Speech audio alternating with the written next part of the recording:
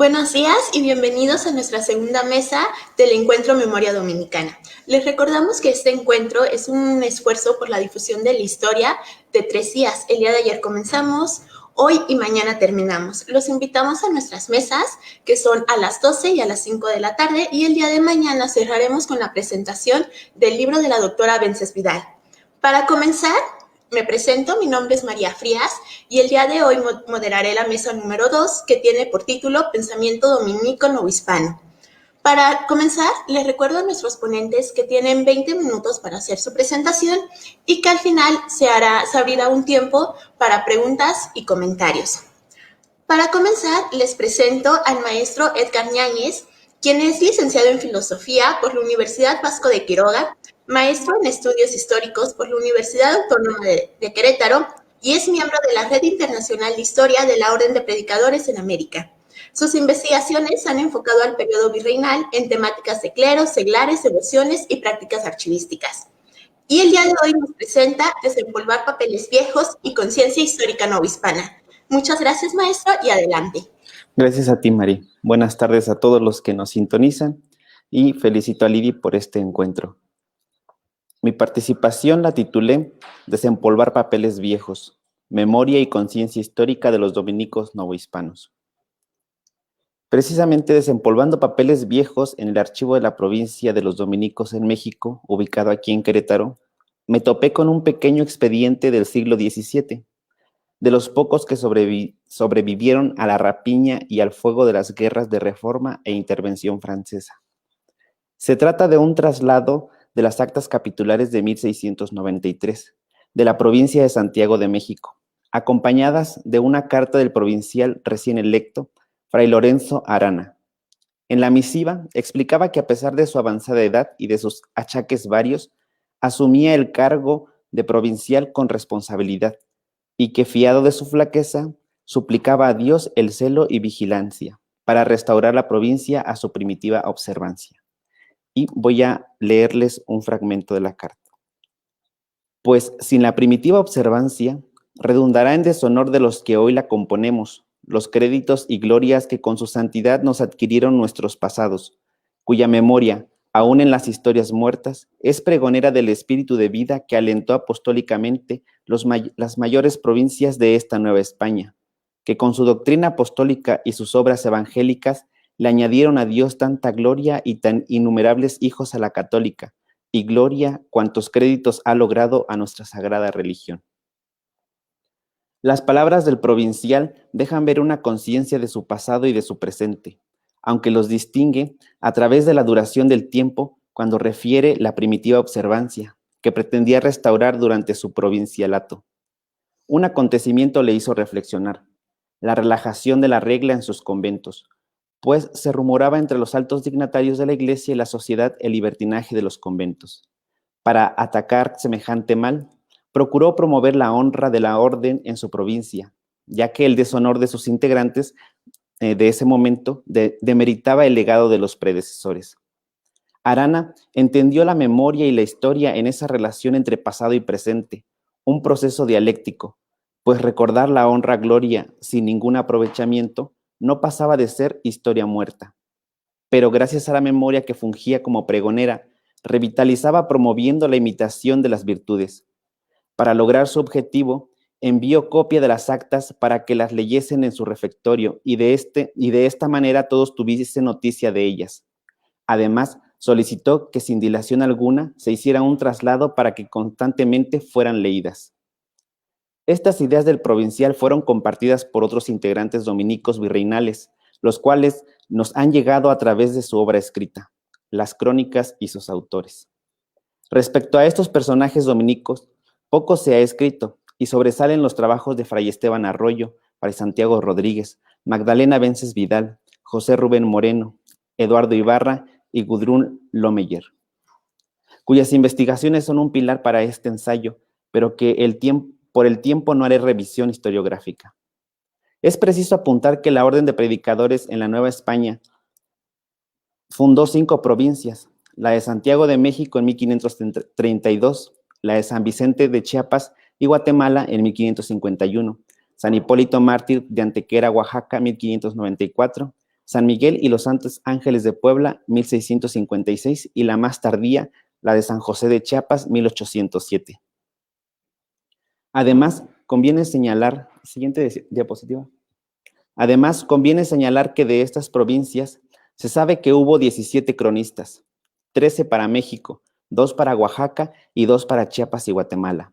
Y no se sabe de alguno que lo haya sido para Puebla. Sin embargo, en su época solo se imprimieron las obras de Agustín Dávila Padilla, Antonio de Remesal, Manuel Mójica y Francisco de Burgoa. Además, de las obras que quedaron inéditas y que se rescataron y editaron, fueron las de Hernando Ojea, Alonso Franco Ortega, Juan Bautista Méndez, Juan de la Cruz y Moya y Francisco Jiménez. Sus obras se publicaron sobre todo a finales del XIX y durante el siglo XX.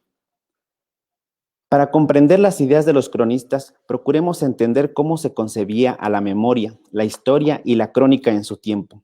Un primer acercamiento lo tenemos en el Diccionario de Autoridades de la primera mitad del siglo XVIII. La memoria aparece como concepto polisémico, cuyos significados podemos reducir a 3, como constancia, como recuerdo y como honra. La historia fue definida como la relación hecha con arte, descripción de las cosas como ellas fueron, por una narración continuada y verdadera de los sucesos más memorables y las acciones más célebres. En cambio, por crónica se entendía a la historia o anales en que se trata de la vida de los reyes u de otras personas heroicas en virtud, armas o letras. De modo que si la narración de los sucesos memorables y acciones célebres era la historia, la crónica era una forma de hacer historia enfocada a las personas heroicas. 2 preguntas. ¿Quiénes y cómo escribieron las crónicas dominica? ¿Y cómo entendieron la memoria y la historia? Primero hay que decir que el fraile cronista solía ser designado por los capítulos provinciales, como el mismo Agustín Dávila Padilla recordaba que el capítulo de 1585 le ordenó recoger todos los papeles y escribir historia en romance. De igual modo, Fray Juan José de la Cruz y Moya expresó en su obra redactada en el siglo XVIII que la provincia lo había honrado haciéndolo su cronista. Las mismas actas provinciales dan cuenta de dichos nombramientos.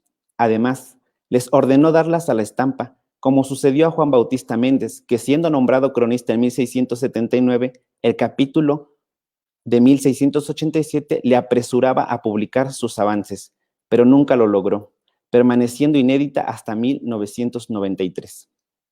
Aunque se les ordenaba investigar, escribir y publicar sus crónicas, al parecer algunos no las hicieron.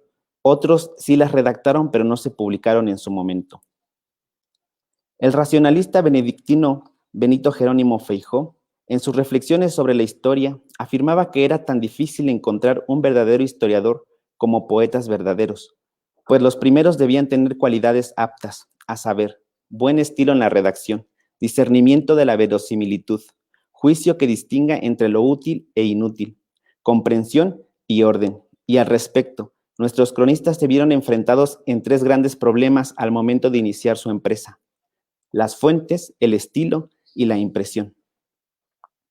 Respecto a las fuentes, estas solían fundarse en 2 tipos, las escritas e impresas y las orales, es decir, los testimonios de personas vivas que conocieron y vivieron el periodo que se narraba, dando crédito a ambos.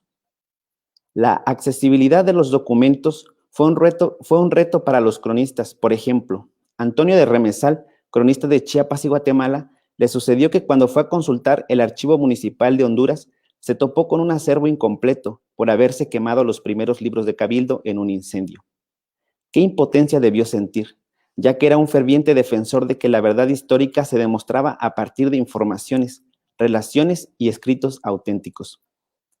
A la accesibilidad de los documentos devenía la inmensidad de estos, el estado de conservación y la dificultad para leerlos, como le aconteció a Fray Juan José de la Cruz y Moya, que refirió que para construir su crónica le había costado no poco estudio y algún más trabajo, pues tuvo que recorrer todos sus archivos de la provincia, leer bulas antiquísimas, muchas de las veces maltratadas de polilla, un problema común hoy en día entre los hacedores de historia y archivistas, así como la complejidad de leer varios legajos papeles de letra de cadenilla, sin duda, la dificultad que hoy en día nos subsanan los paleógrafos.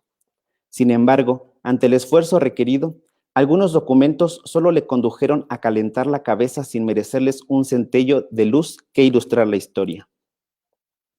Si había documentos, los cronistas se enfrentaban a problemas singulares, pero ante la ausencia de estos, recurrir al trabajo inédito de los anteriores les ayudaba a precisar algunos puntos, dándoles el crédito.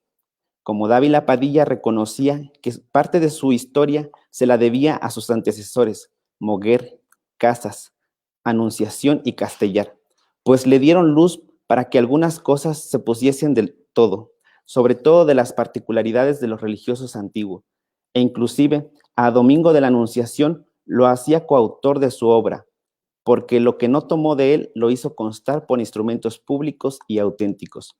Además, también recurrió a los originales vivos, es decir, el crédito de los mayores que vivieron circunstancias de su provincia o conocieron a los frailes antiguos. A veces, la fuente del cronista no eran los terceros, sino el mismo escritor, como refiere Hernando Ojea al decir, de lo cual estoy cierto que pasó así, porque además de ser todo ello público y notorio, yo vi por mis ojos, traté y experimenté muchas cosas de ellas. Recurrir a los predecesores en el oficio implicaba una influencia, pero el desconocerlos también.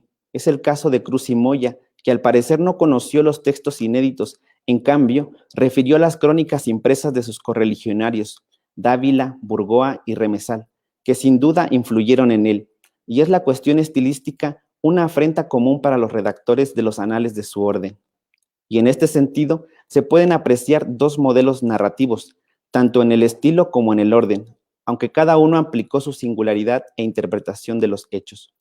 Por un lado, el modelo Moguer Dávila y por el otro, el Remesal Burgoa. Los primeros cronistas, refiere Dávila, escribieron las vidas de los primeros frailes, aunque al parecer hablaron de la fundación. Al hablar de la fundación, poco dejaron ver.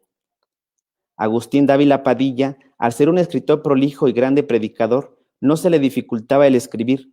A pesar de ello, a decir de él, y cito, el estilo de esta historia, juzgaron a algunos ser más de predicador que de historiador por tener algunas cláusulas doctrinales. Pero salió al quite al citar a Plutarco, que era un perfecto orador y sus escritos eran considerados históricos. Si Plutarco, ensalzaba a hombres que estaban en el infierno, se planteaba Dávila, ¿acaso no era justo narrar las buenas obras de aquellos de los que gozaban de Dios? Entonces sentenció que cuanto más que en los límites de historia, cabe la ponderación de lo que se va tratando, cada algunas breves advertencias para reformación de costumbre, de más de esto, diferencia ha de haber de la historia eclesiástica a la profana. De esta manera, salvaguardaba su estilo, incluso podemos advertir que impuso en los cronistas de la provincia de Santiago la estructura en los más, pues en este modelo se manejaron Ojea y Franco. Narran una fundación poco problemática o matizan los hechos, además de preocuparse por los espacios físicos y la importancia del culto. Enseguida se ordenaba la vida de la provincia a raíz de las vidas ejemplares, que era el grueso de sus textos. En cambio, el modelo Remesal Burgoa influyó en el cronista Bautista Méndez, que dispuso su obra más en orden a las fundaciones y anales de su provincia, pues los conceptos de fundación y buen gobierno alimentaron en cierta medida su estructura, periodizando así la labor dominica. Aunque un intento de elaborar anales se vislumbraba en su obra, pronto desistió de su empresa. Sin embargo, es sugerente que los posteriores cronistas nombrados de la provincia de Santiago de México fueran designados como para escribir los anales, lo que puede sugerir que la obra inédita de Bautista era el ejemplo a seguir, alejándose del modelo Moguer Dávila.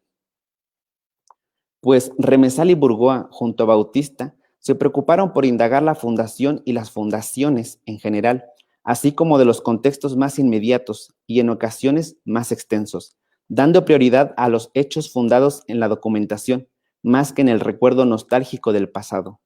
Una narrativa más racionalista de la historia se observa en este modelo, el cual trascendió y sobrevivió, ya que para el siglo XVIII el racionalismo característico iba más en orden con los ideales de la época.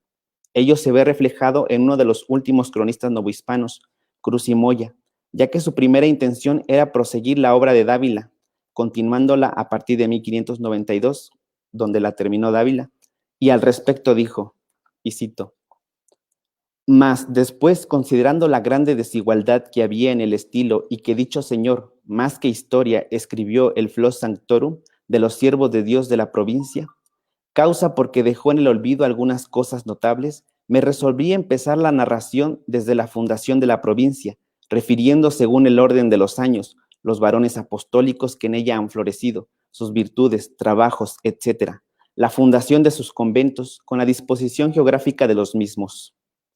Cruz plantea una estructura en la línea del modelo Remesal-Bourgois, pero que se puede distinguir dos formas de hacer crónica, pero que se pueda distinguir dos formas de hacer crónica en los dominicos novohispanos no imposibilita categorizar elementos comunes, quizá comunes a otras crónicas religiosas no dominicas. Tres elementos, la constancia, el recuerdo y la honra, es decir, memoria en su polisemia. La crónica en sí misma es un dejar constancia por escrito e impresa, para legitimar un origen, unas fundaciones y una identidad. Ya como anales o como Flox Santorum, ambos pretenden legitimar una antigüedad y una honorabilidad. Una provincia que deja constancia de su paso por el mundo, pero un paso digno de ser recordado. La crónica, la última diapositiva. La crónica, en cuanto que recuerdo, implica el retrotraer al presente el pasado. Y es Juan de la Cruz y Moya quien en una analogía lo expresa muy bien, al referir que la historia, según los griegos y romanos, era el libro de los vivientes, pues el sonido de la trompeta del juicio que hace que los muertos que yacen en la región del olvido, en los sepulcros, salgan como resucitados a la palestra del mundo a vivir en la memoria de otros. Aquel pasado en el presente se aprecia en Juan Bautista Méndez, en las referencias en los muros fríos, cálidos de recuerdos y las costumbres de santos varones. Por ello, continuamente en su crónica introdujo expresiones como hoy sigue en pie o como hasta hoy se hace, y exaltar los espacios sacralizados por las virtudes y dotes de los varones de antaño es honrarlos como glorias de la provincia y de la iglesia. De Dávila a Remesal, de Ojea a Bourgois, de Bautista a Cruz. Como letanía, dirán que su obra pretende la gloria y honra de Dios a través de la vida de aquellos varones que formaron y fundaron provincias dignas de contar sus anales. Pero el alabar los méritos de los muertos podría quedarse en eso, en historias muertas, como aseveraba el provincial Arana. Por ello, advertía Franco en su texto, alabar las virtudes de otros y no imitarlas no hace buena consonancia. Así mire bien el que hubiere de ejercer este oficio a lo que se obliga. Escribir la vida de hombres santos, según Ojea, servía para ejemplo nuestro y de los que entre nosotros se van criando, para que de las virtudes y santidad de nuestros padres y maestros saquemos nosotros, sus hijos y discípulos, lo que conviene para nuestra reformación, vidas y costumbres. Y en el mismo tenor, Remesal expresaba, y porque el fin de la historia no es escribir las cosas para que no se olviden, sino para que se enseñen a vivir con la experiencia, maestra muda que es la utilidad y bien público, haciéndose más prudentes los malos sucesos. Pero, ¿cómo se podía hacer llegar a las generaciones futuras la crónica? Pues, una vez haber investigado, ordenado y redactado, seguía pasarla al molde. ¿Qué dificultades se enfrentaron los autores? Una de ellas fue la carencia del papel. Dávila no imprimió su obra en la Nueva España por haber naufragado la flota que traía el papel y aprovechó un viaje que hizo a España para publicarla en Madrid. Además, a los costos del papel se sumaban los de la imprenta, de modo que atestiguó Franco que, atendiendo a no gastar papel porque vale muy caro en esta tierra y mucho más la imprenta, siendo el costo grande, ni los libros tienen salida ni despacho, y más si la materia es de cosas devotas y de vidas de santos. Desanimado, Franco advertía que inclusive había llegado a tiempos que aún pagando porque se lean, apenas habrá quien lo haga. Franco no logró imprimir su crónica. No sabemos con certeza qué impidió su publicación, pues junto al manuscrito sobrevivieron las debidas licencias de impresión. Sin duda, que la disposición por escribirlas estaba, Quizá los recursos fueron los que faltaron. Semejante situación le pasó a la obra de Ojea, pues también conservó su licencia de impresión. La censura fue otra dificultad que enfrentaron los autores. Ello le sucedió a la obra de Remesal. Aunque se enfrentó a rigurosos exámenes, pudo publicarse. Los pormenores no los trataré aquí por faltar el tiempo. Concluyendo, la memoria se nos ha manifestado como una práctica de representación y apropiación del pasado, realizada por un sujeto o una comunidad que dota de legitimidad e identidad, ya que a través de la crónica se retrotraía el pasado al presente del cronista, haciendo memoria en su forma más discursiva y del mismo modo con sus posibles lectores. La crónica era una representación narrativa del recuerdo que daba cuenta de las glorias pasadas.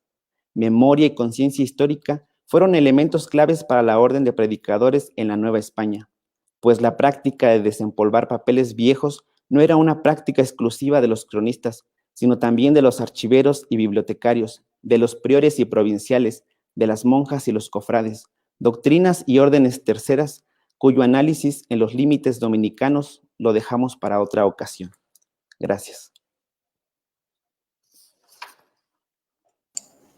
Muchas gracias, maestro Edgar. Les recordamos a nuestros espectadores que pueden ir dejando sus comentarios y sus dudas en Facebook y al final se dará el tiempo para poder responderlas. Para continuar con nuestra mesa, tenemos a Fray Daniel de Martínez Hernández.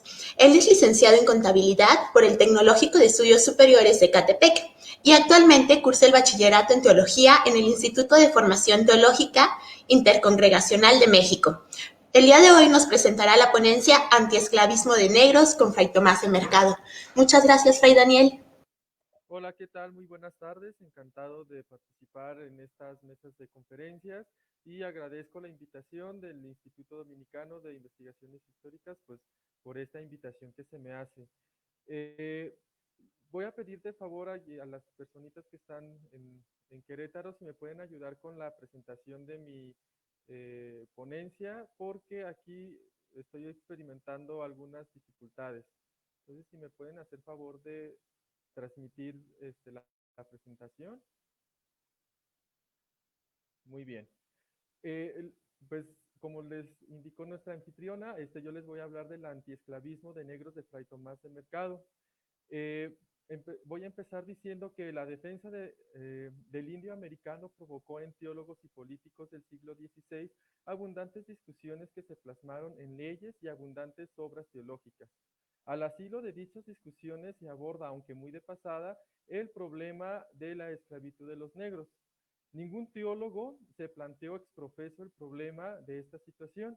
Sin embargo, fue Bartolomé de las Casas, aunque en un periodo tardío, quien lo hace al incluir en su brevísima relación de la destrucción de las Indias un opúsculo titulado Brevísima Relación de la Destrucción de África. Ese es como un antecedente del trabajo de Fray Tomás de Mercado. Es en torno a los años de 1547 a 1549 cuando Fray Bartolomé toma conciencia de esta problemática que supone la esclavitud de los negros en América y comienza a preparar su escrito. De las Casas fue el primero en plantearse la situación y fue el primero en condenar la esclavitud de los negros y el único que los defendió durante estos años. Amén de las doctrinas de los teólogos salamantinos, escasas pero ricos en su contenido, surge otro dominico, Fray Tomás de Mercado, que escribió y condenó la esclavitud del comercio que se hacía con los negros africanos a tan solo 3 lustros de distancia de la primera defensa hecha por su hermano de hábito, Fray Bartolomé de las Casas. Pero ¿quién es Fray Tomás de Mercado? Tomás de Mercado es un fraile español, sevillano, del cual ni las crónicas ni las actas capitulares de aquel entonces pues, nos precisan el año de su nacimiento. Sin embargo, sí nos dicen que en 1553 tomó hábito, hizo la profesión religiosa en el convento de Santo Domingo de la Ciudad de México y que en 1558 fue ordenado sacerdote. También las mismas crónicas de Daniel Ulloa nos menciona que fue un distinguidísimo alumno o discípulo de Fray Pedro de Pravia, un distinguido intelectual de Nueva España en aquel entonces. Y también nos dice que durante 1563 a 1569 es enviado a España para perfeccionar sus estudios de teología y derecho en la Escuela de Salamanca. Entre sus obras más importantes tenemos la que escribe en 1569, Tratos y Contratos de Mercaderes y Tratantes. En 1571 sale una segunda edición de esta obra con el título de Sumas de Tratos y Contratos. Para Tomás de Mercado, esta es la obra más importante que se le reconoce y a diferencia de la primera, esta es más extensa, novedosa y amplia en los contenidos.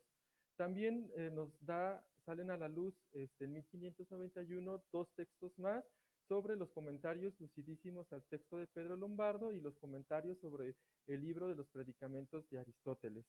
Y en cuanto se refiere a su magisterio, nos cuentan las crónicas, que fue maestro en artes liberales en el convento de Santo Domingo de la Ciudad de México, asesor moral de mercaderes, tanto en España como en América, y en 1574 fue nombrado por el capítulo general maestro en Sagrada Teología, uno de las mayores conmemoraciones que da la orden a los frailes.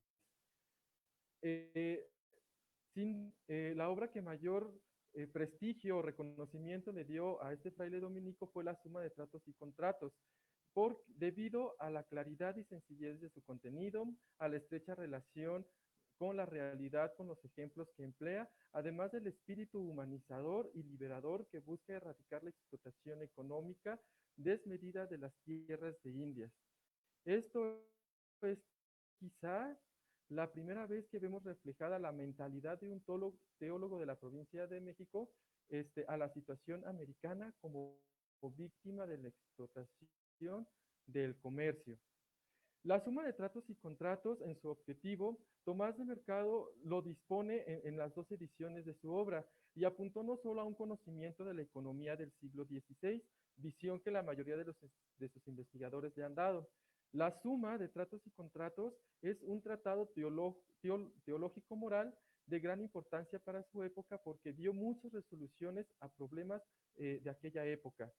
Y su objetivo queda plasmado cuando dice: sería ocupación útil mostrar con claridad cómo ejercitarían los mercaderes lícitamente su arte con los demás negocios anexos y consecuentes de cambios y usuras, porque mostrando la equidad y justicia que ha de guardar los primeros en sus contratos, no será el pueblo agraviado si la guardan en sus ventas y compras.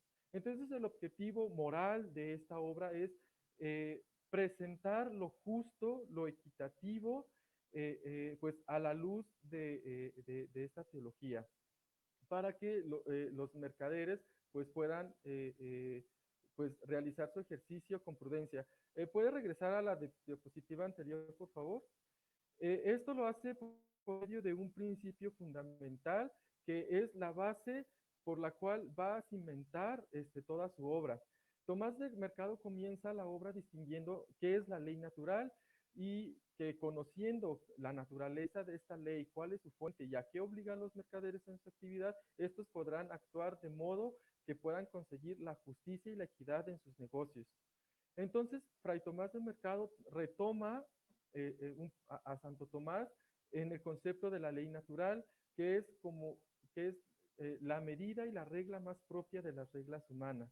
No obstante, Tomás de Mercado se da cuenta pues que esto es poco apreciado por los comerciantes, entonces en su obra pues tratará de decirles qué es esto, cómo se aplica y por qué están obligados a atenderlo, cuyo primer principio es buscar el bien y rechazar el mal, como fuente capital que va a construir el andamiaje de toda la reflexión de la obra de Tomás de Mercado.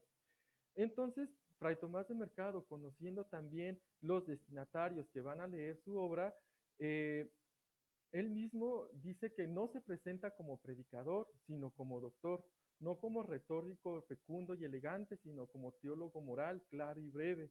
Así, no escribo persuadiendo y exhortando lo mejor y más seguro, sino enseñando lo que es lícito e ilícito. Mi fin será mostrar qué intento debe de tener el mercader en sus negocios, qué medios escoger para que pueda ganar de tal modo su vida que no pueda perder la futura. Aquí vemos una concepción moral cristiana muy marcada por la época y también un poco de la esencia del carisma dominicano que busca sobre todo la salvación de las almas. ¿Sí? Siguiente, por favor. Siguiente diapositiva, por favor.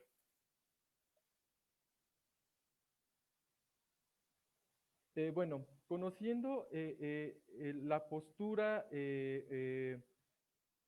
teórica de la obra, también nos presenta las causales que promueven a partir del derecho la esclavitud de los negros.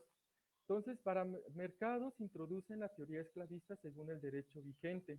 Es aquí donde tiene lugar una aseveración escandalosa cuando dice, digo que capturar o vender negros u otra cualquier clase de gentes es negocio lícito y de derecho de gentes.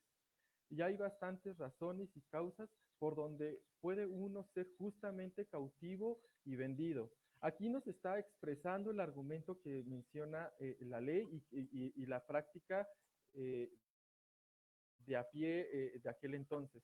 Y nos va a mostrar que son las tres causas las principales por las cuales uno puede ser esclavo. El primero es a título de guerra, ya que el vencedor puede hacer esclavo al vencido. Sin embargo, nos apunta Tomás de Mercado que entre los cristianos no se acostumbraba a esta práctica por una disposición de la sede apostólica. No obstante, reconoce que esta práctica se da más bien en tierras de Guinea, donde existe donde no existe una organización política y social estable, donde hay una gran cantidad de poblados, donde no se reconoce un único rey o señor, y es por eso que hay contiendas entre estos poblados y muchos de ellos son esclavizados y sacados de su país. Otra de las causales de esclavitud es por medio del delito público. Tomás de Mercado nos dice que la ley hispánica establece que uno puede perder su libertad en caso de cometer algún delito de orden público, ya sea asesinato, robo, crímenes de esta naturaleza, donde el reo es llevado a galeras para purgar una condena, mientras que las leyes de los negros permitían la esclavitud del condenado y con ello su libre venta. Y al título de la venta de los hijos, el derecho establecía que era justo que el hijo perdiera la libertad para salvar la vida de los padres vistos en extrema necesidad. Mercado admite que el derecho permite esta autoridad y licencia a los padres, aunque en territorios de la Nueva España no era común ver esta práctica. No obstante, entre guineos era muy común y el maestro sevillano lo constata cuando en las confesiones escuchó decir a sus penitentes negros que de ese modo habían salido de su tierra y habían llegado a América. Pues a grandes rasgos, estas son las tesis que marca el derecho que permite la esclavitud de los negros y por tanto la licitud. Como respuesta a esto, Tomás de Mercado pues va a tratar de refutar estas tesis diciendo que al título de guerra, para Tomás de Mercado no existe ninguna guerra justa. Sin embargo, son los castellanos y portugueses quienes hacen guerras descarnadas a los negros de Guinea porque los consideran hombres bárbaros que son movidos más por sus impulsos que por la razón. Y más que capturarlos por motivo de guerra, son cazados cual animales silvestres y de ese modo son extraídos de su tierra y extraídos para la venta tanto en España como en América. Al delito público, Tomás de Mercado dice que las leyes penales sí en efecto privan de la libertad y Mercado hace una comparación del derecho cuando del derecho hispánico y del derecho de los negros, haciendo ver que ciertos delitos se castigan con la privación de la libertad, mientras que entre los negros son causa de esclavitud. Sin embargo, en la práctica, los negros eran acusados falsamente por muchos delitos por quienes pretendían hacerse de ellos para ponerlos a la venta, de modo que en la gran mayoría de los casos se presentaban declaraciones y testigos falsos para conseguir la captura del negro.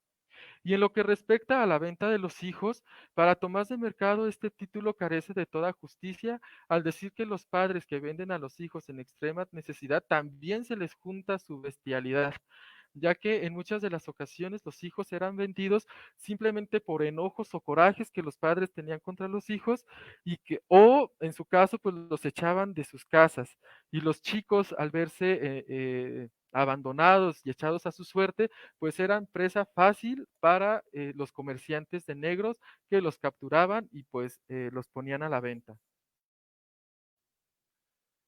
Así pues, podemos ver que ninguno de los títulos que nos presenta Tomás de Mercado y que el derecho justifica como lícitos son causas para una auténtica servidumbre o esclavitud. Por ello, eh, contra toda justicia, dice que no solo cautivar a los negros, sino también hacer de ellos el comercio es una actividad completamente injusta, ya que capturar, sacar y traer negros de su tierra para las Indias o para España, hay 2000 engaños, se hacen 2000 robos y se cometen 1000 fuerzas.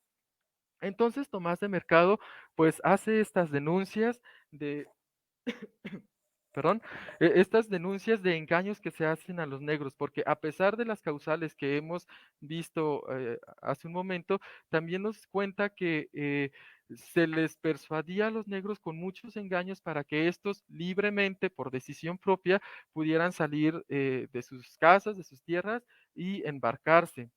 También denuncia los malos tratos que se les da a los negros cuando son sacados de sus casas o de sus tierras, ya que como lo mencioné hace un momento, también eran presas de caza y eran pues sacados como animales de sus tierras y llevados a América o España. También demanda la inhumanidad de parte de los comerciantes ya que los transportan en grandes navíos con más de 500 negros, sin vestido, comida ni bebida, los cuales por lo menos la mitad morían durante el viaje, de lo cual Mercado también decía que esto eh, era una práctica que perjudicaba la actividad del comercio, porque más que ganar por esto, pues los comerciantes perdían al verse mermada su mercancía durante el trayecto. ¿Sí?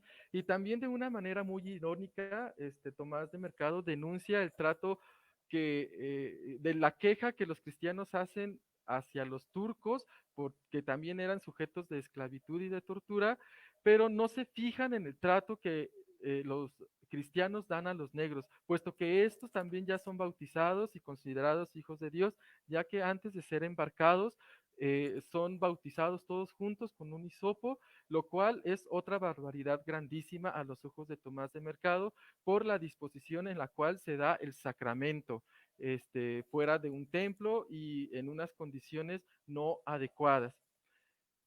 Entonces, dando todas estas argumentaciones y justificaciones que da Tomás de Mercado en contra de la licitud y la justicia del mercado de los negros, Tomás nos dice lo siguiente: él, leyendo su obra, no niega en sí la licitud de la compra y venta de los negros, pero sí denuncia la injusticia que se da de este mercado, de este tipo de prácticas, y es algo que va a condenar a, de todos los comercios que existen hasta ese momento, el único que condena y que promueve su erradicación es la venta de los negros. También, por ser injusta este acto, por promover la injusticia, dice que quien está involucrado o practica del mercado de los negros está cayendo en pecado mortal, puesto que ya lo vimos anteriormente, también eran cristianos los que se ponían a la venta y pues no se estaba considerando ya este estatus de dignidad de hijos de Dios y mucho menos su estatus de persona. Es por eso que lo considera un pecado grave a quienes practican esta actividad. También nos recuerda que dado la luz de la ley natural que nos indica buscar lo bueno y rechazar lo malo, los mercadores por esta razón están obligados a no participar de esta actividad que es de todo injusta, aunque el derecho lo marcara como algo lícito, que son, pues, como vemos, cosas distintas. Y también nos dice que para que una práctica del comercio sea justa, el mercader debe de conocer la licitud de su negocio, ya que si él, sabiendo que las mercancías que él obtiene son causa de fraudes, de engaños, de injusticias, el mercader está obligado a no participar de ese negocio. Y por último nos exhorta a toda la población a no participar de la compra y venta de estos esclavos, ya que también estarían cometiendo pecado mortal. Aquellas personas que por necesidad compraran algún esclavo negro, también estarían cayendo en este pecado, porque de alguna manera están promoviendo a que este tipo de negocios se sigan dando. Entonces, como vemos, en sí, Tomás de Mercado no promueve como tal una defensa del negro. Sin embargo, a partir de estas argumentaciones, se pone en tela de juicio la licitud de este tipo de mercado. Si bien no trascendió el esfuerzo de mercado para que de ahí se derivaran nuevas leyes o él mismo hiciera una investigación más exhaustiva a este respecto. Sin embargo, tenemos, junto con el trabajo de Bartolomé de las Casas y con lo que nos presenta Tomás de Mercado en el ámbito económico, sí, una primer esbozo de defensa para la situación del negro, tal como se hizo en su momento con el indio americano. Entonces, a grandes rasgos, esto es lo que Tomás de Mercado nos presenta respecto a este tipo de comercio, el cual es condenado a todas luces y que invita a los tanto comerciantes como consumidores a no participar de esta actividad que no respeta la dignidad de los hijos de Dios, de los negros de aquel entonces. Por mi parte, esto sería todo. Agradezco mucho al instituto por esta invitación y pues quedo aquí pues a sus órdenes. Muchísimas gracias. Muchas gracias, Fray Daniel. Para continuar, tenemos la participación de Fray José Homero Camacho. Él es estudiante del segundo año de Filosofía en el Centro de Estudios Filosóficos Tomás de Aquino, en la ciudad de León, Guanajuato, y nos presenta la ponencia titulada Fray Domingo de Betanzos, figura controversial y signo de contradicción. Muchas gracias, Fray José, y lo dejo. Muchas gracias por la invitación. Bueno, voy a compartir pantalla.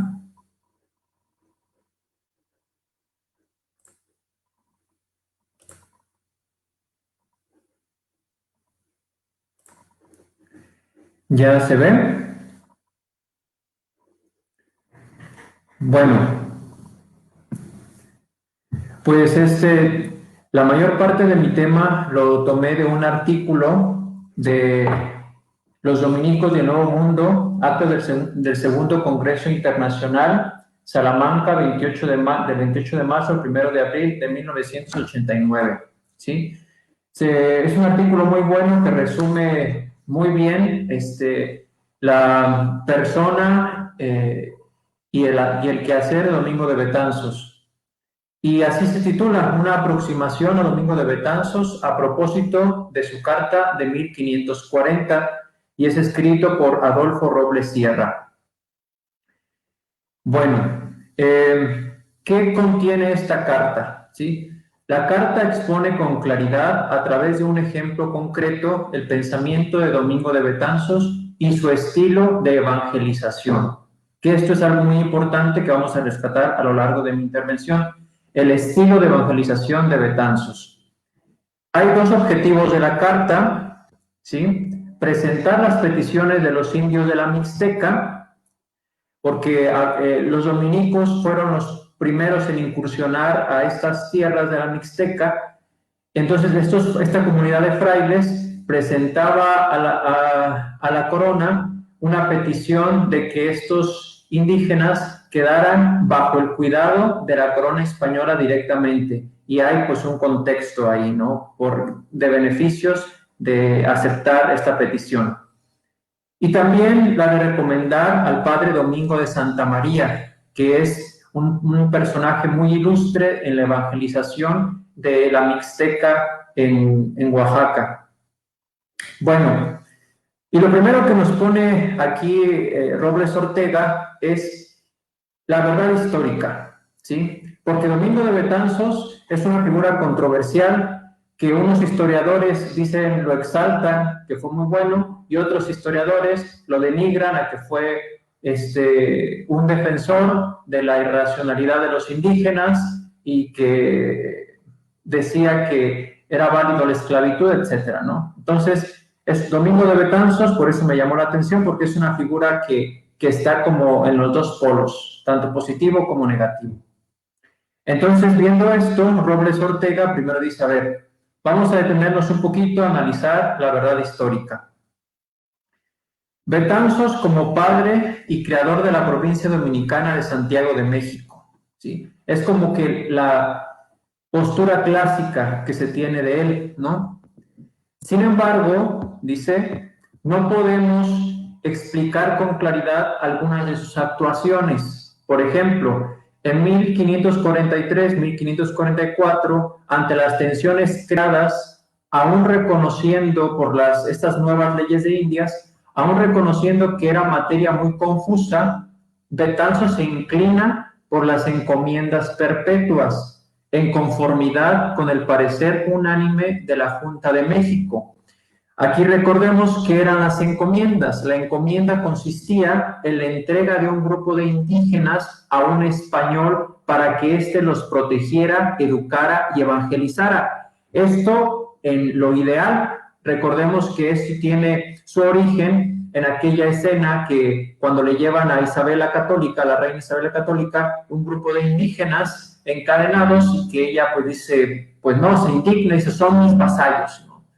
Entonces, como son los vasallos de la reina, pues tienen que estar bajo el cuidado de unos españoles y esos españoles eran los encomenderos.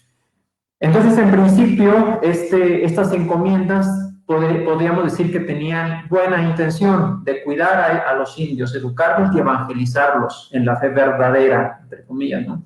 Entonces, sin embargo, se empezaron a cometer muchos abusos, ¿sí?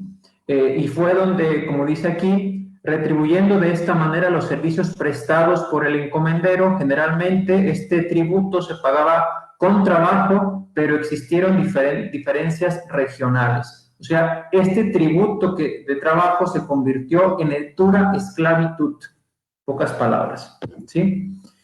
Bueno, entonces, ¿por qué Betanzos acepta o se inclina por las encomiendas perpetuas en el contexto de estas nuevas leyes de Indias, que es lo que algunos historiadores no entienden, ¿sí? Y Robles Ortega sostiene esta tesis a lo largo de todo su escrito, todo su artículo. La actuación de Domingo de Betanzos responde a unos objetivos claros y bien definidos en un contexto de experiencia personal.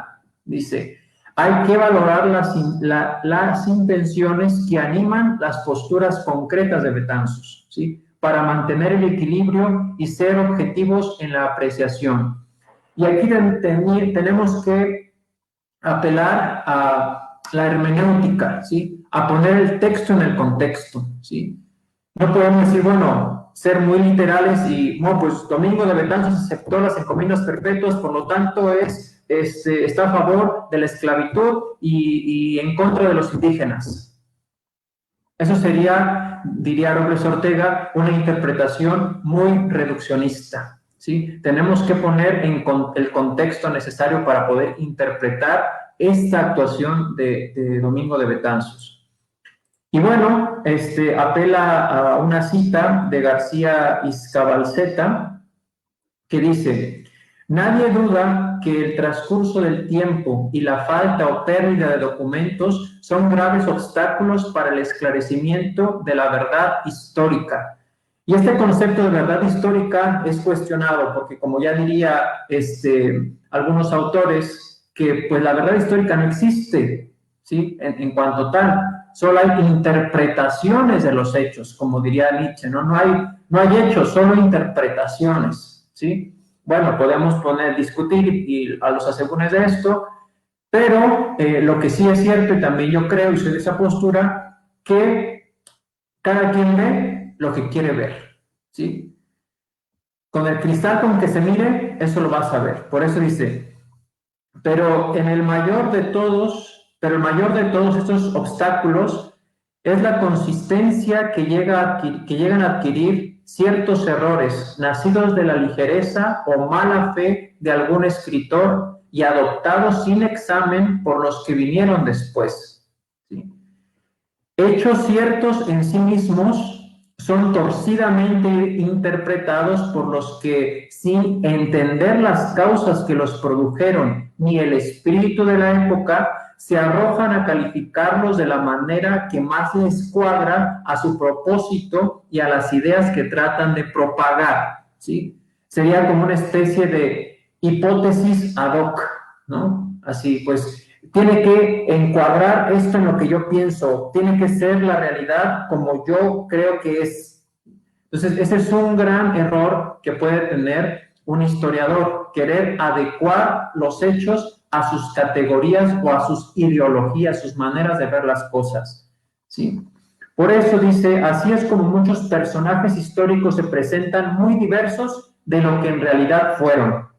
A la hora de enjuiciar un personaje histórico, hay que tener en cuenta las intenciones que animan al historiador, ¿sí? Entonces, primero nos pone Robles Sierra este contexto, ¿no? De decir, a ver, ¿qué intenciones tienen los historiadores al decir esto de Domingo de Betanzos? ¿Sí? Bueno, entonces si vemos, él pone una hermenéutica, unas herramientas hermenéuticas muy interesantes para poder acercarse a la persona de Domingo de Betanzos, y por eso este artículo me parece muy bueno, ¿sí? Bueno, ahora, después de haber dicho esto de la verdad histórica, vamos a explorar un poco las visiones históricas ante la personalidad de Betanzos, ¿sí? Y dice Robles Sierra, pienso que son tres actitudes las actitudes frente a Domingo de Betanzos. Y aquí están, de manera muy resumida. La primera es la clásica, como ya lo dije al principio, y esta postura clásica dice que Domingo de Betanzos es un padre y modelo a imitar, verdadero retrato de Domingo de Guzmán, ¿sí? Y esta tesis es sostenida por Andrés de Moguer, Tomás de Castella, Agustín Dávila Padilla y los historiadores del convento de Salamanca.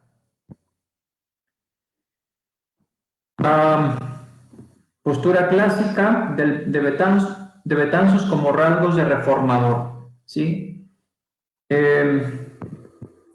Y voy a poner algunas frases parafraseadas de cómo miraban a Betanzos los contemporáneos de su tiempo, porque era amigo del obispo y de los franciscanos. Bueno, dice, uno de los principales en México de la Orden de Santo Domingo, así se le consideraba. Persona muy calificada, que tiene gran reputación en esta tierra y mucha conformidad con los franciscanos. Persona de grande vida y ejemplo, tenido en gran veneración, muy amigo de franciscanos y uno de los que más entiende en esta tierra, según lo relata la audiencia del 14 de agosto de 1531. Recordemos que también Betanzos es elegido para realizar las gestiones pertinentes en Roma y en España para mantener la independencia de la Nueva España y conseguir la creación de una nueva provincia dominicana en México. Entonces, se le da a Betanzos el ser el portavoz de los frailes de México, ¿sí? El hecho de darle esa confianza ya nos dice a nosotros que no era cualquier fraile, ¿sí? Era una persona en la cual se le miraba capacidad, se le miraba expectativa, se confiaba a estos proyectos tan grandes, ¿no? Entonces no era cualquiera. Y los que también sostienen esta tesis como padre modelo militar dicen que él apostaba por el buen tratamiento y conservación de los naturales, ¿sí?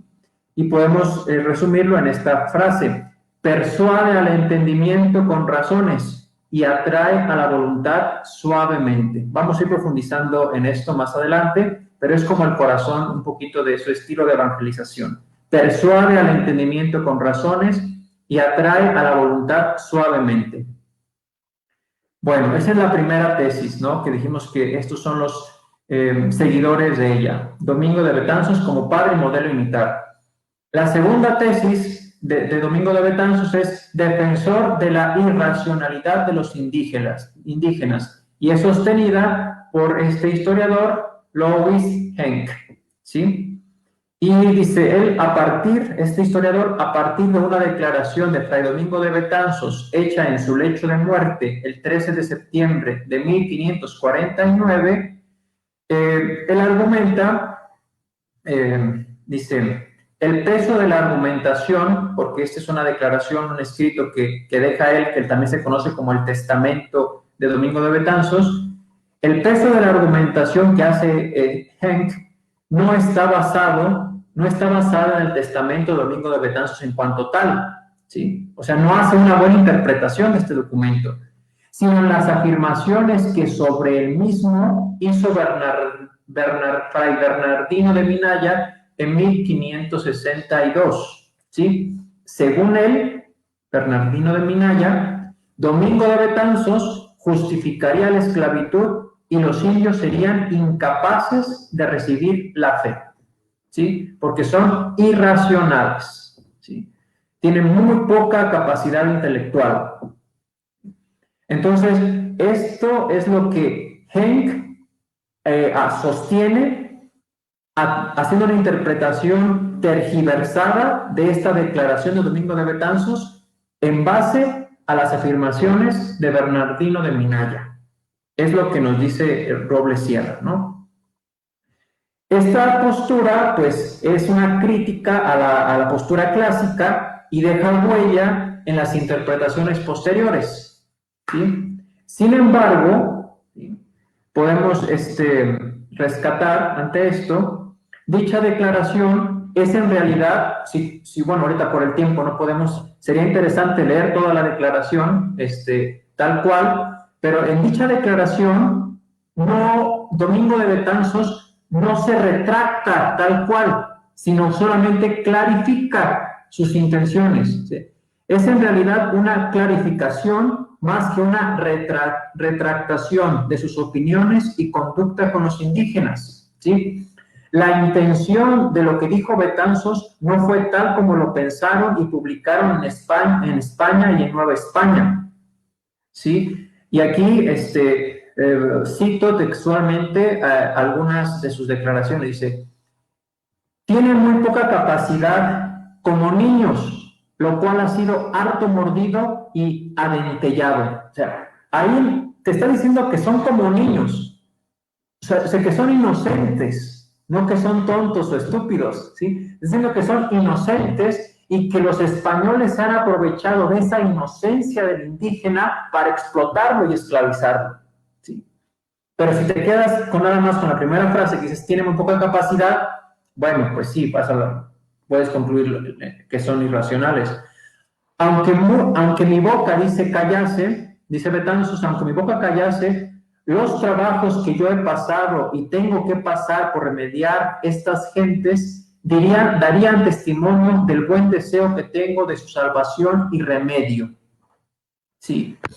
Y él confiesa que expresa esta realidad de que son como niños y tienen poca capacidad, porque él se dirige a aquellos que hacen las leyes en España, ¿sí? Y que hacen leyes sin conocer la realidad del indígena. Y por eso él les dice, miren, ustedes que hacen las leyes, que legislan, conozcan realmente cómo es la realidad para que puedan hacer leyes acertadas, ¿sí? No se acuerda y también dice él, no se acuerda haber escrito algo en contra de los indígenas, así tal cual. Y en una actitud muy humilde sostiene, bueno, si he escrito algo, si en mi debilidad hice algo, me retracto, pido perdón por ello, ¿no? Y la otra tesis que sostiene Daniel Ulloa es sospechoso y causante de una desorientación en la acción evangelizadora de los primeros dominicos en México. Y esto lo sostiene en el libro de los predicadores divididos, los dominicos en Nueva España del siglo XVI. Muy bien, aquí, según Robles Sierra, Daniel Ulloa desfigura a Domingo de Betanzos. Ciertamente Daniel Ulloa acumula mucha documentación, pero pienso que la interpretación de los datos se hace partiendo de una visión muy subjetiva, tanto de la reforma como de la ultrarreforma, porque él hace la división en que los dominicos estaban divididos entre los que querían poner una estricta observancia y estar en los conventos y vivir, entregarse a la contemplación, a aquellos dominicos que querían lanzarse a la misión y estar con los indígenas, trabajando con los indígenas. Y pone esta división, cuando en realidad, según los datos que se han recogido, no era de esa manera, sino que había una sinergia, como ahorita se dice, ¿no? Entre las dos posturas. Bueno, pues creo que ya se me está acabando el tiempo. Nada más, bueno, aquí tenía preparado algunos datos de la biografía. Me voy a pasar todo esto. Nada más recordar que pues él bebe este estilo de evangelización de la comunidad de Pedro de Córdoba, que le toca estar en el discurso, más bien en este contexto del Sermón de Montesinos, en el trabajo que hace esa comunidad en favor del indígena. Entonces, ahí podemos concluir que Domingo de Betanzos no pudo ser un indiferente en todo el tiempo que permaneció en la isla de la Española, ¿no? Entonces, tuvo que aprender mucho de Pedro de Córdoba y su comunidad de dominicos.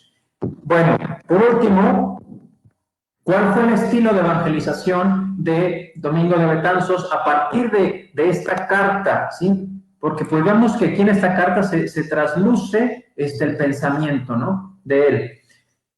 Evangelización pacífica y defensa del indio. Eso es como que la bandera de lo que él quería, ¿sí? Se dieron cuenta, y esto también lo testimonia el artículo al presentar la carta, ¿sí? Se dieron cuenta de que el alma del indio solo podía ser atraída por medio del corazón y no por medio de la violencia, ¿sí? Los frailes pasaron de ser meros representantes religiosos de una potencia extranjera dominadora a ser considerados por los indios como padres. Y esto es muy importante porque estos son los argumentos más pesados que pone Betanzos para presentar la carta a las autoridades, ¿no? La novedad en la comunicación de la fe. La predicación de los dominicos trajo una novedad muy importante, que es libertad por encima de la violencia, ¿sí? Recordemos que el predicador, el evangelizador, iba acompañado de militancia, ¿sí? Iba acompañado de militancia. Entonces, lo que no quiere la predicación dominicana es eso, sino que sea una evangelización pacífica, ¿sí? Libertad versus violencia. Luego, otra cosa era aprender la lengua nativa, ¿sí? Betanzos insiste en que este fraile que mencioné al inicio, Domingo de Santa María, él aprendió la lengua de los indígenas de la Mixteca muy bien y evangelizaba a los indígenas en su propia lengua. Y esto era lo que los dominicos apostaron en la primera evangelización de México y de América, aprender la lengua para evangelizar al indígena, ¿sí? Y prueba de ello pues son las doctrinas o los catecismos que implementaron en las lenguas nativas, ¿sí? Entonces, bueno, esto fue con el estilo de evangelización de Domingo de Betanzos. Estos son los hechos que están palpados y en múltiples testimonios en la historia, y esto nos deja ver que Domingo de Betanzos no fue para nada un defensor de la esclavitud del indígena, que no los despreciaba, que no decía que eran irracionales, sino que apostó y trabajó como él mismo dice en sus obras. Sus obras reflejan el amor que él tenía por el indígena y la preocupación por su salvación. Y sería todo. Muchas gracias. Muchas gracias, Fray José Homero, por su participación. Y para terminar, contamos con Fray José Jaime Pérez Lucio. Él es licenciado en Economía por la Universidad Nacional de México y maestro en Econometría e Investigación de Operaciones por la Universidad de Groningen en los Países Bajos. Es licenciado en Filosofía por el Centro de Estudios Filosóficos Tomás de Aquino y actualmente cursa el último año del Bachillerato Pontificio en Teología en el Instituto de Formación Teológica Intercongregacional de México. Es promotor de medios de comunicación y difusión de la provincia de Santiago de México de la Orden de Predicadores, y el día de hoy nos presenta el proyecto de Fray Bartolomé de las Casas para la Diócesis de Chiapas, Fundamentos Políticos y Filosóficos. Muchas gracias, Fray José Jaime. ¿Qué tal? Buenas tardes a todos los que están compartiendo y participando en esta mesa de ponencias. No pretendo yo hacer en 20 minutos ni siquiera una síntesis ni de la labor pastoral ni del pensamiento lascasiano, pero sí de apuntar a eso, como bien está referido en el título, algunas pistas filosóficas, políticas del pensamiento político y jurídico de Bartolomé de las Casas, que podemos nosotros hacer emanar de tanto su actividad pastoral, tomando prestado el término, sabemos que no es propiamente algo o una categoría de la época, como de sus escritos, ¿no? A Bartolomé de las Casas se le asocia casi siempre con la defensa de los indígenas y la denuncia de la violencia española, ¿no? Su labor pastoral consistió en defender y resguardar físicamente la integridad de la comunidad indígena en la primera parte del periodo de la conquista. Sin embargo, bueno, como ya mencionaba, a este desarrollo práctico se suma también un importante trabajo y actividad teórica académica que buscó fundamentar racional y sistemáticamente la dignidad universal de la persona humana, ¿no? En ambas esferas de la actividad de las casas es posible contemplar nociones filosóficas, políticas y teológicas propias de su tiempo y de la tradición cristiana y dominicana en que fue formado, así como pues, de sus contemporáneos frailes en San Esteban de Salamanca, en España, como es el caso de Fray Francisco de Vitoria. Las Casas desarrolló una serie de argumentos y reflexiones éticas profundamente modernas en torno al fenómeno histórico vivido tanto en Europa como en América, ¿no? Asimismo, se puede ver en Bartolomé de las Casas una interpretación minuciosa de los textos aristotélicos de la política, de la ética, como ya referiré un poco más adelante, obviamente pues desde el miril de la filosofía tomista, ¿no? Otro fundamento importante que podríamos nosotros ahondar, tal vez en otro momento, es precisamente su filosofía de la historia, ¿no? Latente en sus escritos, en su proyecto diocesano, ¿no? La llegada a América no es concebida por Bartolomé de las Casas como un hecho irremediable o como el final de los tiempos, como era contemplado por muchos de sus contemporáneos. Fray Bartolomé también desarrolló, pues, desde una perspectiva humanista, una crítica de ciertas nociones problemáticas que se usaron para someter a los indígenas y también denunciará las instituciones derivadas de esas nociones, ¿no? Como es eminentemente la encomienda. Las Casas se sitúa en la periferia, y esto no solamente en la periferia, podríamos decir, política, geográfica, sino también en la periferia a nivel epistémico, para criticar el proyecto de dominación y explotación en el centro, ¿no? Y de la noción central, ¿no? Del pensamiento hegemónico de la época, ¿no? Sin que por eso digamos que Bartolomé de las Casas, pues, escapó totalmente del cuerpo categorial, pues, propio de la filosofía, de la política de su tiempo.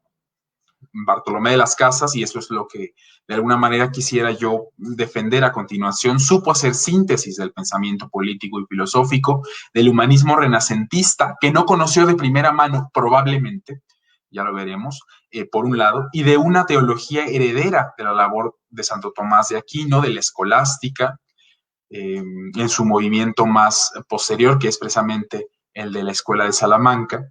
Su labor misionera y de defensa de los pobladores de estas tierras americanas son resultado de una reflexión profunda, más que de un simulacro o improvisación ad hoc. Entonces eso también como una, podríamos lanzar ahí la pelota para ver a quién le cae, ¿no? Sin embargo, bueno, pues antes de entrar a revisar propiamente las influencias principales del pensamiento de Bartolomé de las Casas, pues habrá que ver un poco en qué piso nos ubicamos, ¿no? Entonces, pues habrá que decir un poco sobre la historia de Fray Bartolomé como obispo de Chiapas.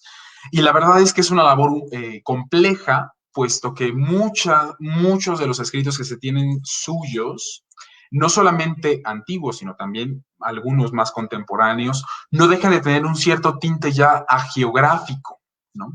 Tanto de la historia de la evangelización de la Verapaz como de la administración de la diócesis de Chiapas por parte de su primer prelado efectivo, ¿no? Cuando recordemos que, pues, efectivamente solo estuvo unos 5 meses en Ciudad Real, ¿no? Afortunadamente, ya también a partir de la segunda mitad del siglo XX, algunos historiadores sí han propuesto algunas versiones un poco más matizadas, complejas, contextualizadas, y sin embargo todavía nos enfrentamos al problema de que es una visión que todavía pues se centra o que centra toda la actividad o todos los resultados en la figura de Bartolomé de las Casas y no como en un panorama mucho más amplio de los agentes pastorales de la época, ¿no? Sin embargo, bueno, pues dadas estas limitaciones, yo creo que un primer reparo importante, pues es decir, bueno, ¿por qué Fray Bartolomé de las Casas aceptó el obispado de Chiapas? Y en ese sentido ya hay dos grandes teorías, ¿no? Por un lado, se habla de que, por ejemplo, una visión mucho más conservadora, podríamos decirlo, a la cual yo no tengo reparo también en apegarme, por cierto, es que él no aspiró nunca a ocupar un cargo de importancia o relevancia en la estructura eclesial. Sin embargo, bueno, pues en el Consejo de Indias fue presionado lo suficiente, precisamente con el pretexto de poder poner en práctica las leyes nuevas de 1542 en Ciudad Real, lo que ahora nosotros conocemos como San Cristóbal de las Casas. Otra postura es la de un poco más, ya les decía, más contemporánea, de Marcel Bataillon, que argumenta que no, con otros textos derivados de otro tipo de estudios, que él sí movió sus influencias políticas con el fin de ser nombrado obispo de Chiapas. Sin embargo, independientemente de cuál sea la versión que nosotros tengamos, no es necesario ahora ni siquiera tomar postura al respecto. Lo cierto es que Fray Bartolomé de las Casas aprovechará su nombramiento para impulsar el proyecto de evangelización pacífica en la zona de la Verapaz. Conocía bien ya el reino de Guatemala. Recordemos que entre 1536 y 1540, pues ya había pasado un tiempo viviendo en la ciudad de Guatemala. Era amigo del gobernador Antonio Maldonado y del obispo Francisco Marroquín, con quienes después romperá un poco sus relaciones, dado que la postura de Bartolomé no cederá respecto de la defensa de los indígenas.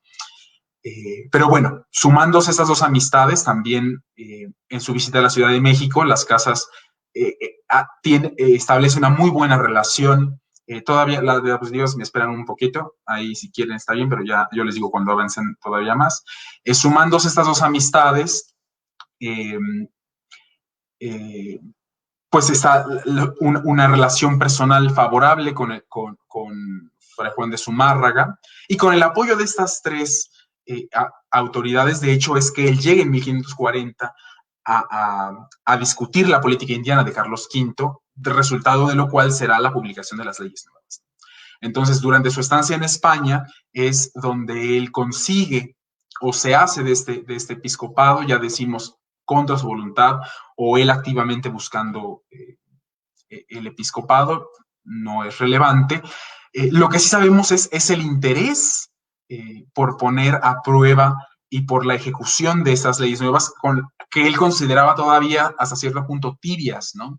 Pero su voluntad era tanta que él luchó porque el obispado de Chiapas no solamente incluyera la gobernación de Chiapas, sino también la diócesis de, la provincia de Yucatán, con todo y Tabasco, ¿no? Actualmente, el Soconusco, la provincia de Verapaz, la Selva Lacandona, ¿no? Es decir, que fuera un espacio amplio para poder llevar a la práctica un nuevo modelo de evangelización, ¿no? Recordemos también que esto es de alguna manera postridentino, y así como ahora estamos en una realidad posterior al Concilio Vaticano II, que cambió, que revolucionó la manera de evangelizar, pues también así en su tiempo Bartolomé de las Casas es hijo, ¿no? del modelo de cristianización emanado de Trento, ¿no? Ahora bien, lo cierto es que hablar de Chiapas como una unidad a la llegada de Fray Bartolomé, pues es un anacronismo, ¿no? No existe la diócesis de Chiapas como ahora podríamos pensar que tampoco existen en términos tan homogéneos, ¿no? Sin embargo, pues recordemos que en aquel entonces existían, a la par de los grandes señoríos de Chiapas, de Sinacantán, pues también muchos grupos seminómadas como cerca de Tabasco, en la Selva Lacandona, etcétera, que todavía algunos de ellos sobreviven hasta nuestros días, ¿no? Y que es un territorio de alguna manera virgen en términos de evangelización, pero también de control de las instituciones civiles, ¿no? Los primeros frailes que llegaron a la provincia de Chiapas, en efecto, se sabe que fueron unos mercedarios, pero que parecen no haber estado tan activamente involucrados en la defensa de los indígenas. Y las autoridades civiles, ya les decía, ¿no? Pedro de Alvarado, Francisco de Montejo, no asumieron tampoco como gobernadores de esta región un papel firme o duro en contra de los encomenderos. Entonces, cuando llega Fray Bartolomé de las Casas junto con su grupo de dominicos, prácticamente los conquistadores y colonos no habían tenido ningún límite por parte de ninguna otra autoridad para desarrollarse económicamente, ¿no? Y políticamente en la zona. Fray Bartolomé, ahora sí, podemos pasar a la siguiente diapositiva. Fray Bartolomé llega a la Ciudad Real en marzo de 1545, después de un viaje pues bastante tortuoso en el que mermó mucho la cantidad de frailes que le acompañaban. Sin embargo, bueno, pues los que lograron completar el viaje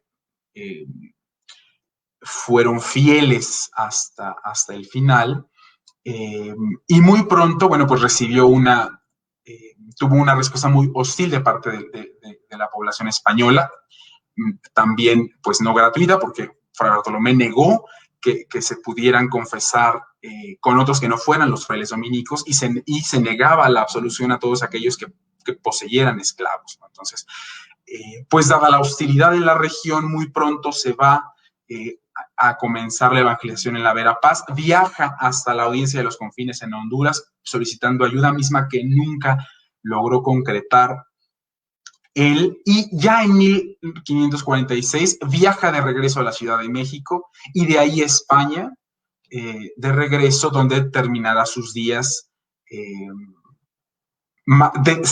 continuando su actividad en defensa de los pueblos indígenas, pero ya no en el territorio de su diócesis. Y a partir de 1550 también renunciando oficialmente al oficio del episcopado, ¿no?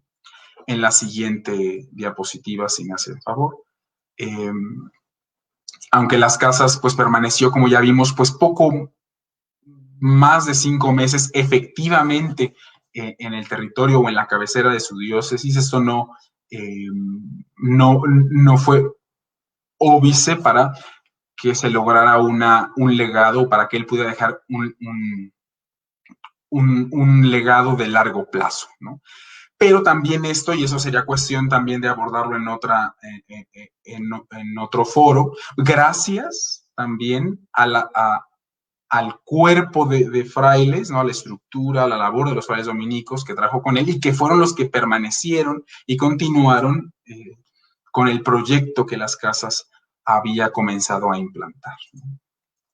En la siguiente diapositiva podemos comenzar a ver que hay dos términos que podríamos nosotros decir desde la política que pueden ser referidos al pensamiento de Bartolomé de las Casas, ¿no? En primer lugar, tenemos la noción de constitución y, por otro lado, la noción de república, ¿no?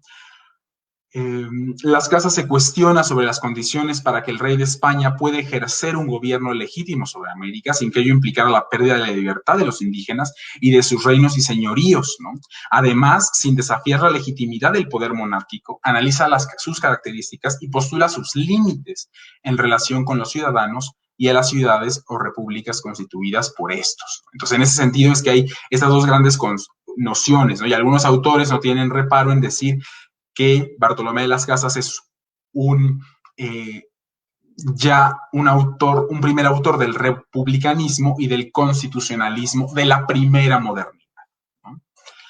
Los conceptos de constitución y república, obviamente en la modernidad temprana, tienen un contexto semántico distinto del nuestro, ¿no? Entre los contemporáneos de Las Casas, constitución es la legítima organización política de cualquier sociedad en la que la autoridad estaba limitada por una serie de normas, costumbres o principios fundamentales anteriores e independientes del poder gobernante. Y por su parte, el concepto de república se utilizaba ya para hablar de la comunidad de los hombres constituidos en un cuerpo político cuyo fin era el bien común, ¿no? Más allá de su forma de gobierno, que ahora ya lo tenemos como más bien referido en esta parte, era cuál es la finalidad de la estructura, ¿no? El bien común. Es sabido que hay pues grandes desarrollos o ya importantes publicaciones respecto de estas ideas constitucionalistas y republicanas en Estados Unidos, bueno, en lo que será Estados Unidos, en la península itálica, en Inglaterra, en los Países Bajos, ¿no? Fruto, como ya les decía, de la influencia renacentista. Tal vez sería aventurado decir que Fray Bartolomé de las Casas bebió directamente de esas influencias, pues recordemos que el escenario español, en cuanto a la academia se refiere, era otro, ¿no? Era muy diferente y las ideas no viajaban con la misma celeridad con lo que le hacen ahora, y sin embargo, sí participa de esos conceptos, ¿no? En el siglo XVI fueron los humanistas del Renacimiento los principales defensores de las ideas republicanas, del humanismo cívico, que como ya decía, pues con una presencia limitada en el mundo hispánico, ¿no? Las Casas es un ejemplo de este humanismo cívico por el lenguaje que utiliza, sobre todo, por ejemplo, en algunas obras como De Thesauris, sus Doce Dudas, De Regia Potestate, que este último, por cierto, pues es un análisis sobre la potestad real, ¿no? Que presenta las condiciones necesarias para poder ejercer el poder dentro de un reino sin afectar la libertad de sus ciudadanos, ¿no? Entonces, en ese sentido, es un auténtico tratado sobre los límites de la autoridad, lo cual no se pelea con el hecho de que Bartolomé pudo no haber leído o no haber comulgado con las tesis políticas del centro europeo.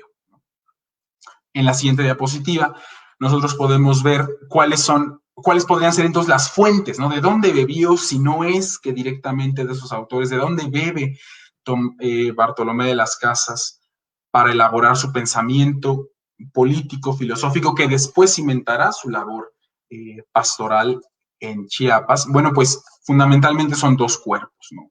La Escuela de Salamanca y el derecho común. Los escritos de Las Casas parten de cuestiones o dudas particulares que buscan resolver con razonamientos deductivos, con evidencias históricas y sobre todo a través de la interpretación de citas de textos de autoridades, ¿no? Sobre todo recurriendo a la filosofía aristotélica, a la filosofía tomista, ¿no? Entonces, este método es lo que nosotros conocemos como escolástica, ¿no? Esto que acabo de describir, grosso modo, es el método escolástico que hereda Santo Tomás en la última materialización de la escolástica, que es la Escuela de Salamanca. Las obras de Tomás de Aquino brindaron categorías fundamentales al pensamiento occidental, como el de esencia, accidente, causa, fin, ¿no? Dentro de la teología o filosofía moral, la política y la ética fueron los textos aristotélicos más citados por los autores escolásticos, y Bartolomé de las Casas no va a ser la excepción, ¿no? Las sumas y los tratados de Tomás de Aquino, escritos también en una metodología,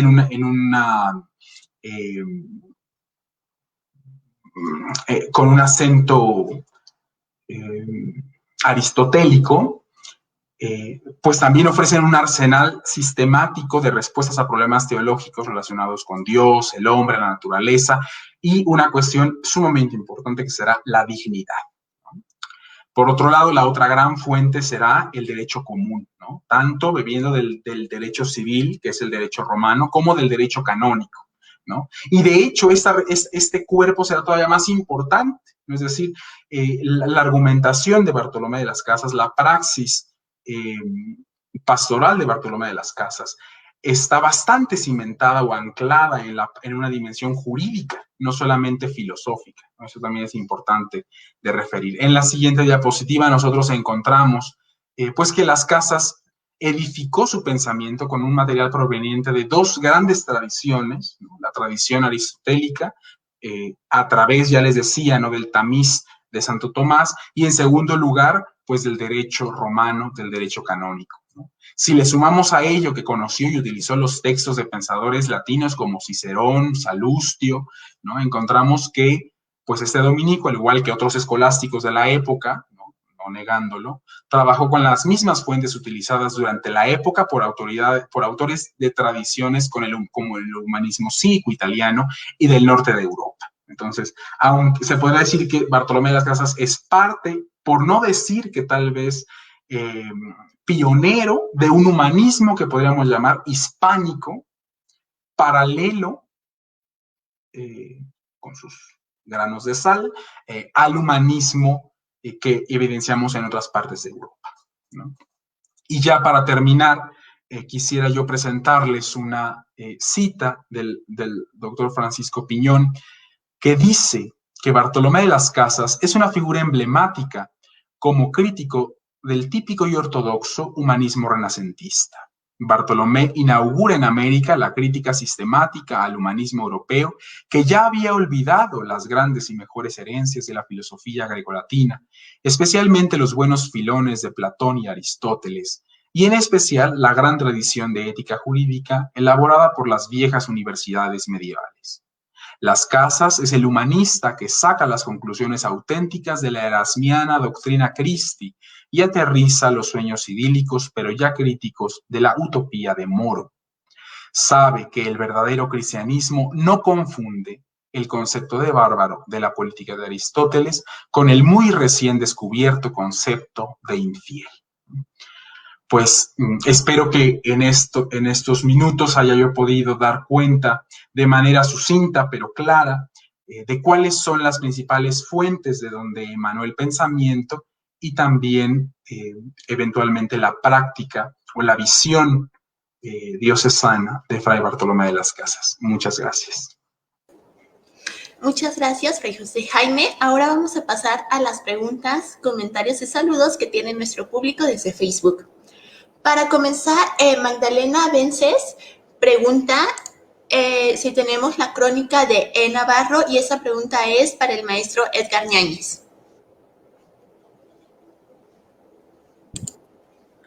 Sí, hola.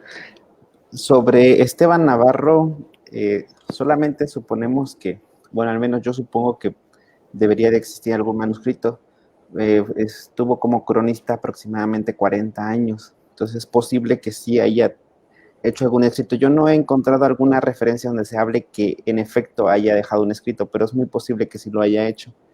Pero igual, como sucedieron con muchos archivos dominicos y bibliotecas, posiblemente pues están perdidos, y porque durante el siglo XVIII pues se perdieron muchos de estos materiales. pero en el instituto no tenemos ninguna referencia hasta donde yo he hecho mis investigaciones, no he encontrado nada. Muchas gracias. La siguiente pregunta, también para el maestro Edgar, la hace Eddie Lorenzo González Jiménez y pregunta: ¿existen crónicas que no fueron publicadas y permanecen inéditas? Pues muy posiblemente sí, porque al menos de algunos cronistas que fueron designados como tal, sabemos por referencias de algunos mismos cronistas que tenemos ya sus obras publicadas, que escribieron algo. Va a ser el caso de Tomás de Castellar, que escribió la vida de los primeros frailes y la escribió en latín, pero no se sabe de ese manuscrito. También sé de Andrés de Moguer, escribió una vida de Betanzos, pero también está como, digamos, está perdida, y se refiere que estaba en el archivo de Oaxaca también, pero no, en el inventario que publicó, se me fue el nombre del autor que publica, pero es de un dominico, Leonardo Levanto. Él publica toda una relación del archivo de Santo Domingo de Oaxaca, donde según estuvo este manuscrito, pero en esa relación no se menciona el manuscrito hacia 1709 aproximadamente. Y de otros solamente podemos suponerlos porque fueron designados, y además de que sí se sabe que tuvieron algunas otras obras, como este mismo Leonardo Levanto para Oaxaca. Gracias. Micrófono. Listo, tenía el micrófono apagado. Una disculpa. Magdalena Vences pregunta si tendremos el volumen escrito por Manuel Varona, publicado cerca de 1731. Sí, respecto a este autor dominico, yo solamente tengo la referencia de que se le publicó un sermón, pero de ahí en fuera no lo he localizado en físico para consulta. Aquí, lamentablemente, como les mencionaba, en el siglo XIX fue saqueado la mayoría de los archivos y bibliotecas del convento de la Ciudad de México, sobre todo, y el local de aquí de Querétaro, y son muy raros encontrar sobre todo manuscritos y impresos también, son muy, muy raros. Y en la pequeña biblioteca que tenemos aquí de fondo antiguo, sí hay algunos de autores dominicos, como ahorita se me viene a la mente precisamente de Levanto, que es una doctrina, de la octava maravilla, algunas actas capitulares originales, entre otros, pero son los que recuerdo solamente. Pero sobre este autor no lo he localizado yo, ni lo tenemos aquí en físico. Muchas gracias, maestro. Continuamos con la pregunta que hace Eddie Lorenzo González para Fray Daniel Hernández. Bueno, gracias por su presentación. Y pregunta si tuvo alguna influencia Fray Antonio de Montesinos y su famoso sermón La Isla Española, y que pudiera sentar las bases para la protección de los esclavos negros. ¿Tiene el micrófono apagado?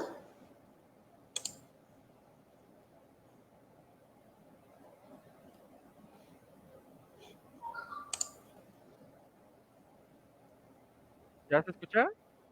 Sí, ya se escucha. Ok, gracias. Sí agradezco a Eddie por la pregunta.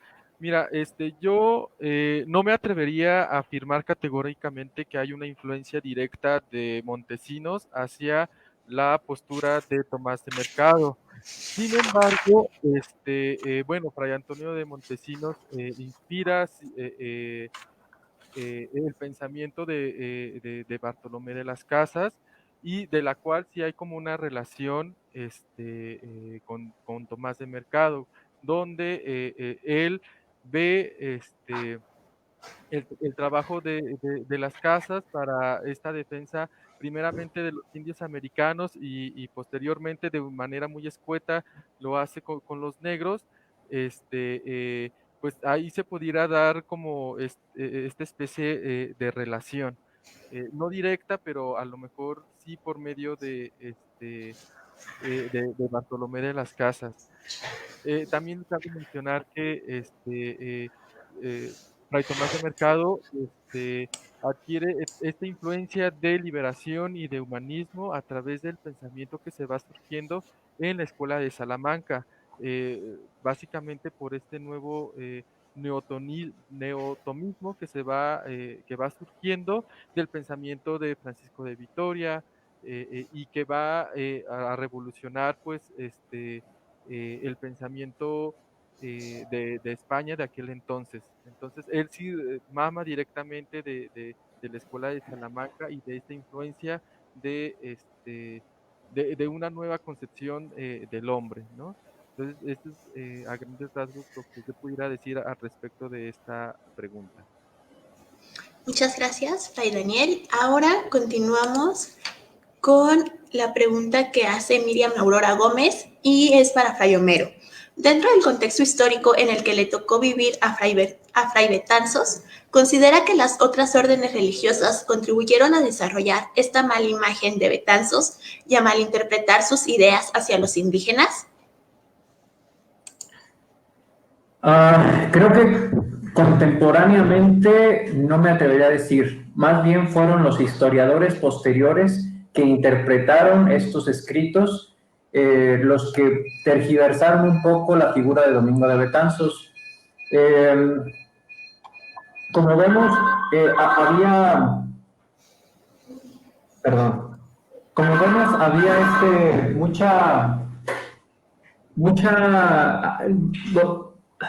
Domingo de Betanzos tenía amistad con los franciscanos, entonces no me atrevería yo a decir que había como una rivalidad o que los franciscanos contribuyeron a dar una mala imagen de Betanzos. Yo creo que fueron los historiadores posteriores, como ya lo expuse en esas tres posturas, los que hicieron esta mala interpretación, empezando pues desde Bernardino de Minaya, y luego con Henk, y después también Daniel Ulloa. Muchas gracias. También para Fray Homero, Eddie Lorenzo González dice que muy interesante su exposición y pregunta que si podría sugerirle bibliografía especializada sobre la obra de Fray Domingo de Betanzos. Ok, bueno, pues no sé qué tan conocedor sea del tema, pero este es muy común, al menos entre nosotros, Domingo de Betanzos, de Fray Esteban Arroyo, que es como el clásico, que es el que defiende la tesis primera de Betanzos como maestro y modelo a seguir, verdadero imitador de Domingo de Guzmán, Domingo de Betanzos, de Fray Esteban Arroyo. Imagino que lo deben tener ahí en el instituto. Algo un poquito más, podríamos decir como más básico, está otro, es Betanzos, Evangelizador de México y Guatemala, de Fray Juan R. Cabal, O.P. ¿Sí? El problema es que este tipo de bibliografía no es muy comercial. Esto, por ejemplo, está en la biblioteca aquí del convento de Fátima, aquí de León. No sé si la tengan allá. Que estos son como artículos, me imagino que también lo tienen en el instituto, Los Dominicos en la Primera Evangelización de México, de Pedro Fernández Rodríguez O.P., y aquí dedica un apartado, el apartado 5, Fray Domingo de Betanzos, padre de los dominicos mexicanos, y trae muy buenos artículos. Y pues el artículo donde me basé más, que fue el de que está aquí, Los Dominicos y el Nuevo Mundo, actas del Segundo Congreso Internacional, y también debe estar en el instituto de ahí de Querétaro. Y como digo, la dificultad es que este tipo de bibliografía no es muy comercial, no lo van a encontrar en Gandhi ni en Fondo de Cultura Económica, ¿sale?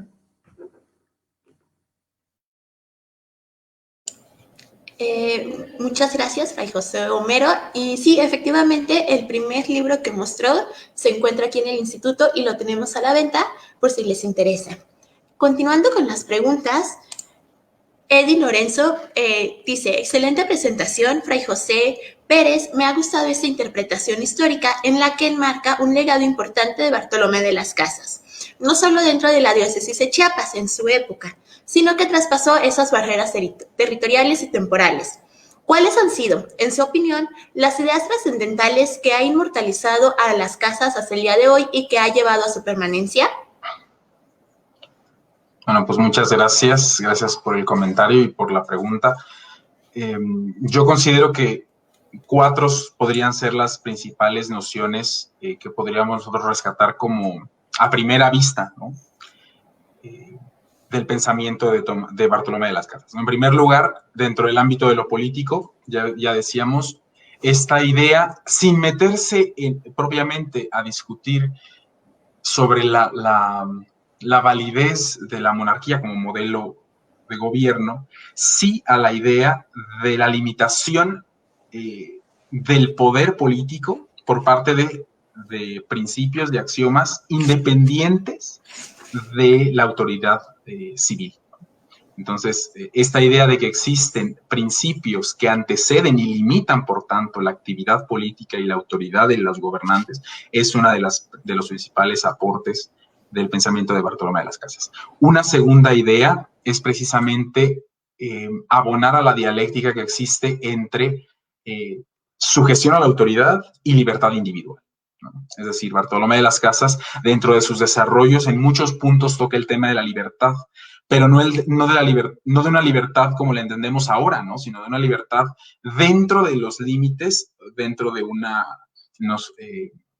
estructura política civil de una organización. No recordemos que no había propiamente, la noción de individualidad no estaba todavía tan arraigada como hoy en día, más bien es una noción corporativa, incluso de la misma libertad, pero también es importante, ya te digo, en esta visión, la dialéctica entre sumisión o sujeción a la autoridad y libertad individual, ¿no? o de los cuerpos colectivos.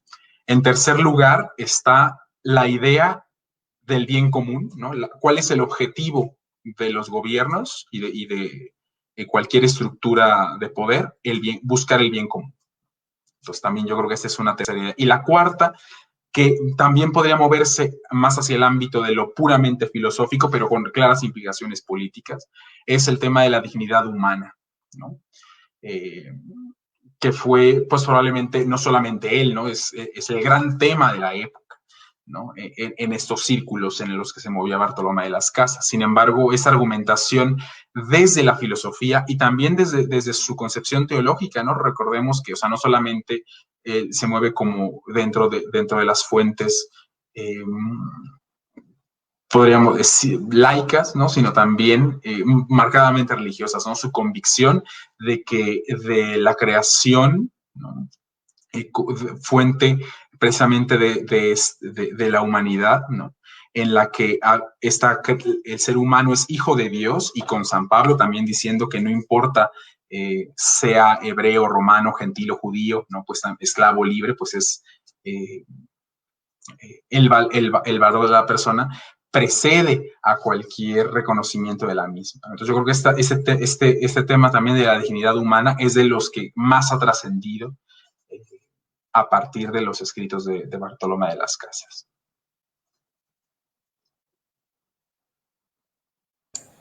Muchas gracias. Ahora vamos a continuar con algunos saludos que nos hacen llegar. Primero tenemos el de Eddie Lorenzo, que manda saludos desde la ciudad de Teapa, Tabasco. A Magdalena Vences, que nos saluda desde la Ciudad de México. María del Pilar, desde León, Guanajuato.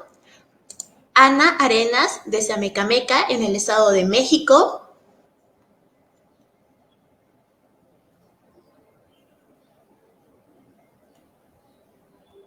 También Magdalena Vences les manda sus felicitaciones a nuestros frailes que hoy nos acompañaron por su lectura dedicada, crítica y contextualizada sobre los temas que han presentado. Maribel Valdepeña felicita especialmente a Fray José Jaime Pérez Lucio por su excelente participación. Y también da gracias por los datos relevantes que ella desconocía y que se han compartido. Nuevamente, Ana Arenas dice que hay una excelencia académica en la Orden de los Predicadores. Laura Irene Mondragón Santoyo, saludos a todos, especialmente a Jos. Gracias por compartir toda esta información. Eddie Lorenzo, muchas gracias a los ponentes por sus respuestas, excelentes trabajos, y gracias a Lidi por la labor que realizan en favor de la difusión de la historia de la Orden en México. Y esos son todos los comentarios y preguntas que tenemos en nuestra página de Facebook.